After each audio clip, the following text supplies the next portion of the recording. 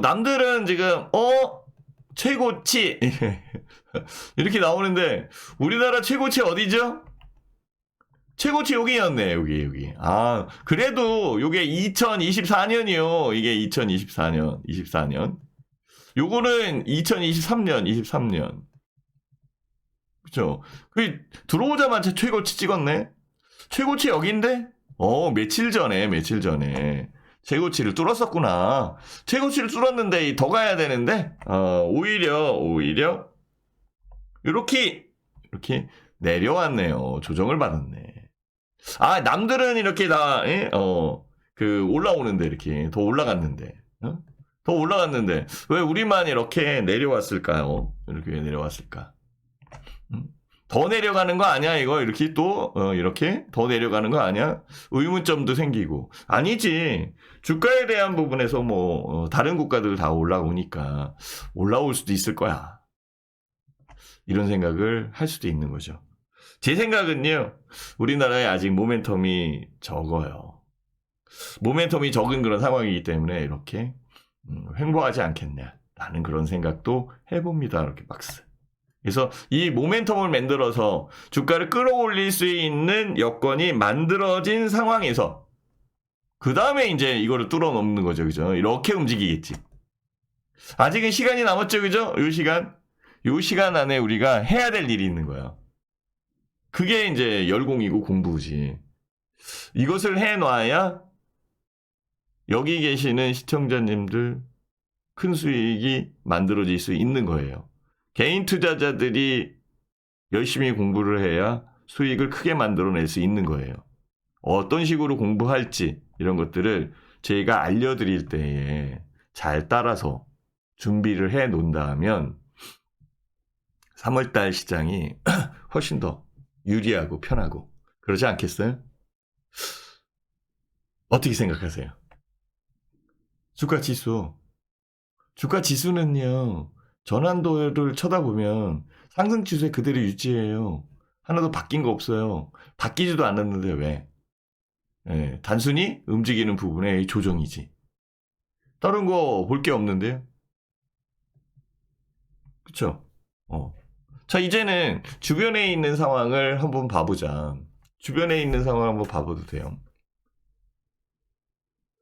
지금, 미국 시장의 큰 화두는 금리 인하잖아. 그쵸? 금리 인하를 언제 하느냐가 제일 관심거리죠. 이제는 인플레이션에서 금리 인하로 넘어오지 않았어요? 화두가 바뀐 거를 또 이해를 못 하시면 안 되죠. 인플레. 이 인플레이션 때문에 모든 것이 집중이 됐었던 거잖아요. 그래서 금리를 올렸던 거잖아요. 인플레이션을 잡기 위해서. 인플레이션을 못 잡으면 안 되니까.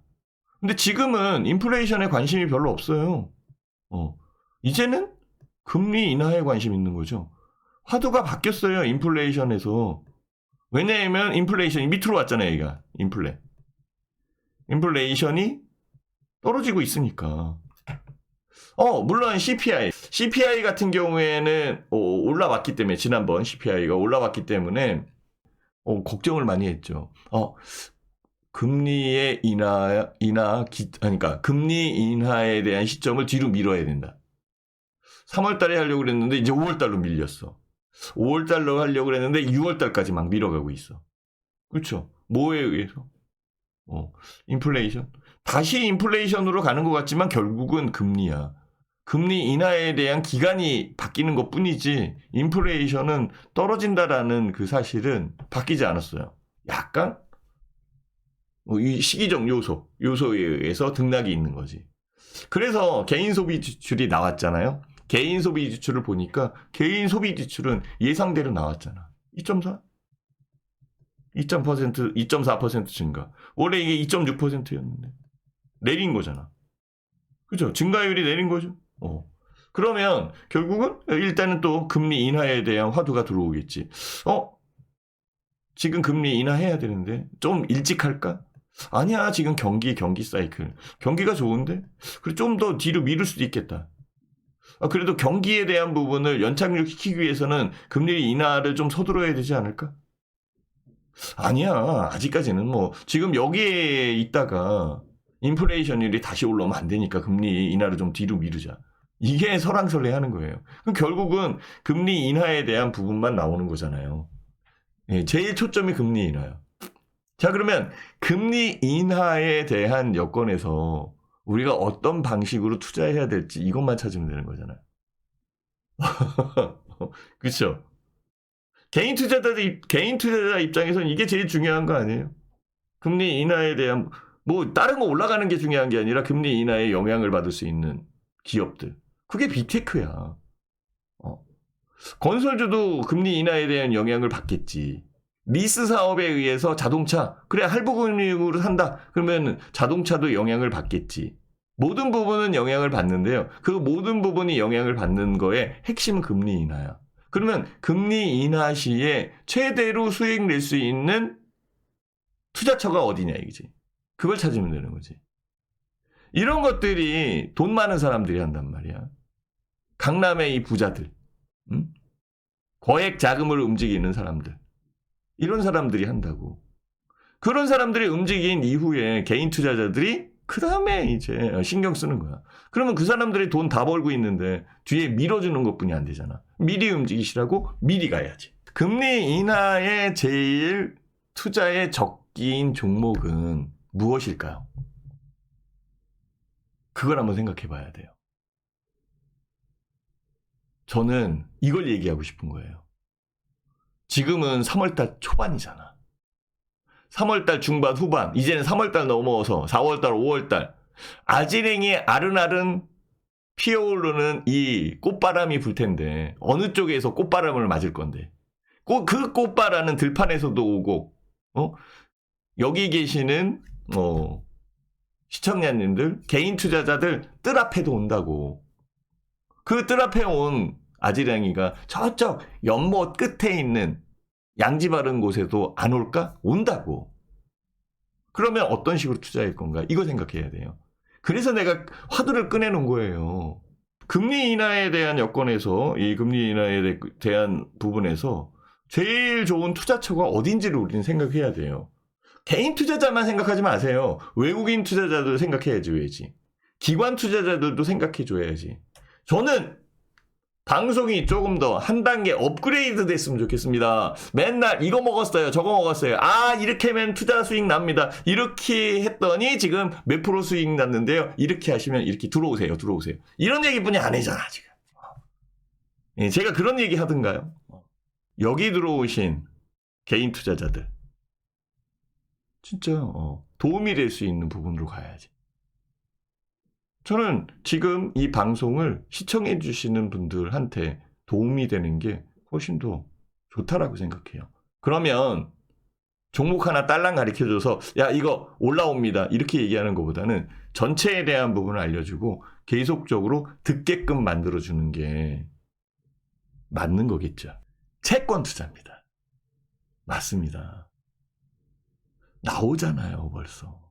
알고 있는 분들은 알고 있다고. 채권 투자예요. 채권 투자는 큰 금액이 움직이거든요. 채권에 금리 내리면 금리 내리는 부분만큼 수익이야. 그것도 장기채로 넘어가면 레버리지 효과가 훨씬 더 커요. 장기채 10년물, 20년, 30년물 장기채 투자를 하면 30년 동안 갖고 있으라는 거야? 이렇게 얘기하는데 아니죠.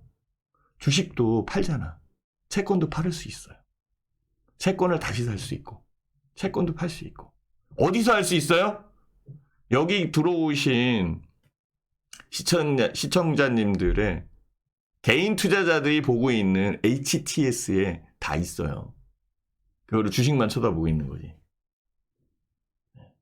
주식만 보니까 그렇지. 채권도 볼 수 있어요. 소액 채권 투자할 수 있어요. 장내 채권으로 투자할 수 있어요. 회사채 투자할 수 있어요. 회사채? 자, 이제 나왔죠. 이게 열쇠입니다. 회사채.